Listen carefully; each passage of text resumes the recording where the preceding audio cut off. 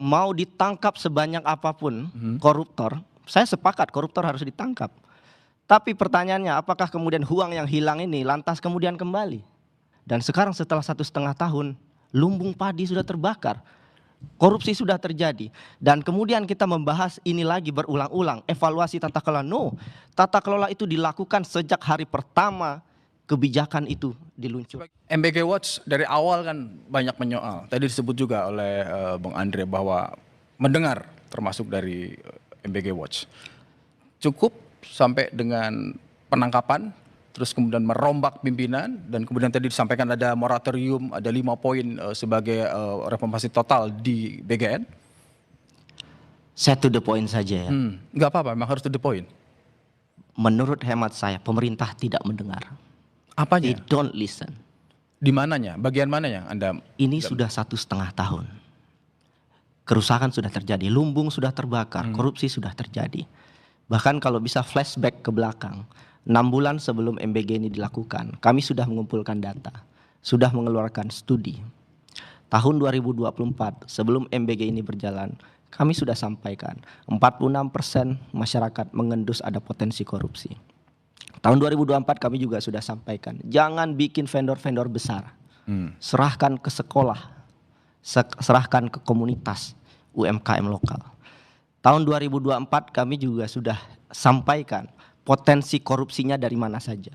Di SPPG itu di mana saja, mulai dari pengadaan, penyalahgunaan pengawasan. Tahun 2024 kami bahkan juga sudah sampaikan ada potensi keracunan. Bahkan yang sekarang kalau kita lihat inefisiensi itu 1,75 triliun per minggu. Dan itu kan sudah dilakukan dari mulai mengganti, menegakkan hukum, terus kemudian pimpinan kalau BGN bicara yang baru. soal mendengar masukan, masukan itu harusnya diterima sebelum kebijakan itu dilakukan. Maka kalau sekarang ketika korupsi sudah terjadi, apakah kemudian salah masyarakat menuntut pemerintah? Ini bisa tidak terjadi sama sekali kalau dari awal kebijakannya benar. Kalau di awal rente-rente dapur itu tidak dimiliki oleh partai politik, ormas, yayasan yang terafiliasi dengan pemerintah, ini bisa dicegah. Tapi apa yang terjadi? Naskah akademik kebijakan ini tidak pernah ada.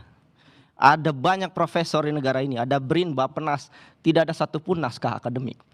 Kami mengeluarkan studi itu sebelum MBG itu dilakukan. Tapi apa yang terjadi?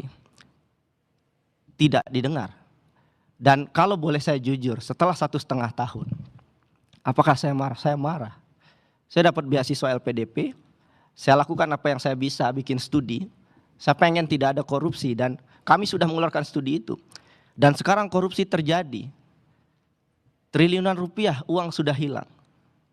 Tapi dalam konteks perbaikan, evaluasi, pengakuan dari pemerintah bahwa benar ada kesalahan dan masih ada sisa waktu 3,5 tahun untuk memperbaiki, Anda melihat Saya sangat menerima secara empati ya, bahwa pemerintah mengakui ada kesalahan. Tapi kan ini bukan perusahaan.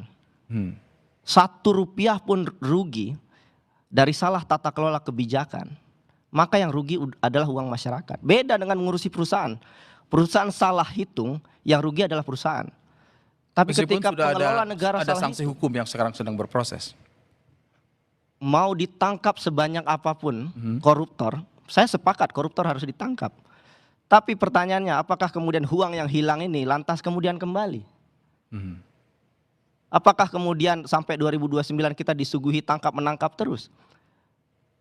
Dan lebih parah lagi, sebetulnya inefisiensi dari program ini luar biasa. Itu kenapa saya selalu meyakini empirical based evidence.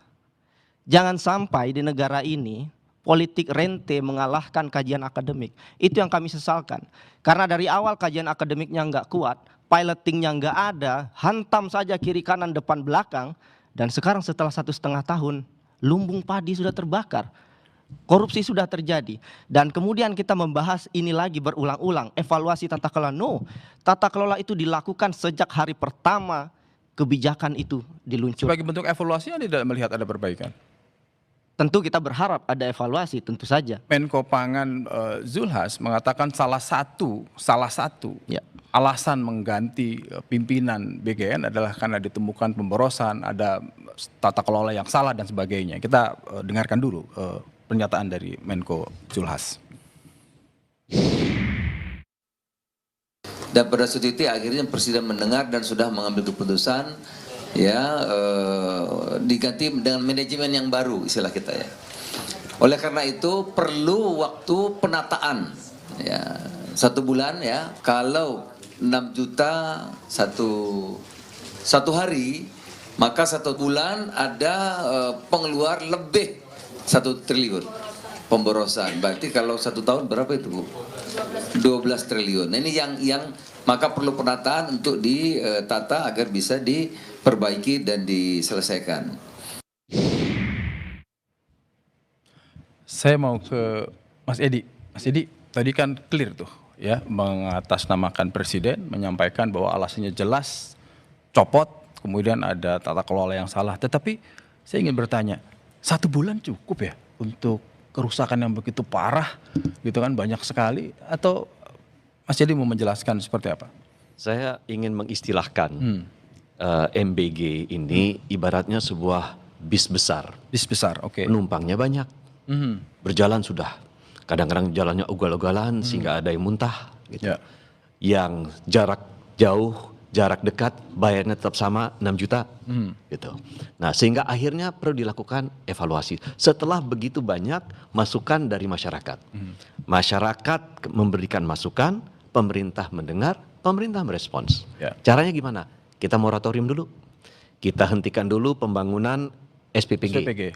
Bahkan saat ini sudah terlihat, tercatat ada 7.000 unauthorized SPPG yang menyebabkan kerugian disampaikan Pak Zulhas 1 triliun per bulan. Nah, di samping itu juga kemudian insentif mau yang kemudian memberikan makan bergizi gratis untuk 2.000 anak, 1.500 anak, 500 anak tetap dibayar 6 juta per hari. Insentif itu harus evaluasi. Ya. Dihentikan Mas. Ya, Sudah dihentikan. Dihentikan. nah, kemudian termasuk juga bagi yang sekarang ini misalnya 8 juta, ada 8 juta penerima yang salah. Jadi ibaratnya penumpang, ya ini dikurang-kurangin semuanya. Yang 8 juta dikurangin, turun gitu. Ya. Itu penghematannya sendiri 25 triliun. Ya. Nah, sehingga masa ini dilakukan waktunya cukup untuk melakukan 2 hal. Di hulu kita lakukan penataan. Di hilir kita lakukan penguatan pengawasan. Ya. Nah, jadi agar program ini yang manfaatnya dirasakan, dan saya tadi bicara mengenai empirical evidence, di dapil saya ada 1.050.000 penerima MBG, ada 450 SPPG. Empirical evidence dari 22 SPPG yang saya datangi, semua yang membutuhkan. Bahkan sekolah yang sempat terkena kejadian keracunan, itu pun mereka tetap membutuhkan. Permasalahannya satu, kualitasnya perbaiki, jangan sampai terjadi lagi permasalahan seperti, jangan sampai ada terlambatan, jangan sampai keracunan dan lain-lain. Tetapi overall program ini dibutuhkan. Program ini merupakan salah satu program yang ditunggu oleh anak-anak di sekolah, tetapi memang kita akui perlu penyempurnaan. Jadi overhaul ini yang dilakukan, bus ini berhenti dulu, overhaul dulu, supaya apa? Nantinya bisa melaju lebih baik lagi. Penumpang diangkut betul-betul mereka-mereka yang memang layak. Persoalannya 1 bulan cukup. Ini kan Rasanya, atau mungkin Pak Zul cuma sekedar memberikan dulu sementara, tapi nanti perlu kajian Boleh mendalam. saya tambahkan nggak? saya Silakan. Mungkin saya tambah. Perbaikan dan evaluasi termasuk moratorium. Ya. Itu akan dilakukan sampai akhir tahun. Jadi sampai akhir tahun 2026 ini tidak akan ada lagi Tambahan SPPG. SPPG. Yang ada adalah evaluasi besar-besaran. Oke, saya kembalikan ke Mas Edi. Mas Edi ingin melanjutkan apa? Ya, jadi menurut saya memang hari ini kita memang harus melakukan penataan, audit yang perlu diaudit, ya, yang sekarang ini merasa bahwa SPPG-nya itu tidak bekerja dengan baik, ugal-ugalan, terlambat pengiriman dan lain-lain, wajib untuk bisa kemudian dilakukan evaluasi terhadap SPPG tersebut. Nah, setelah itu pada saat dilaksanakan kembali harus diperketat aspek pengawasannya.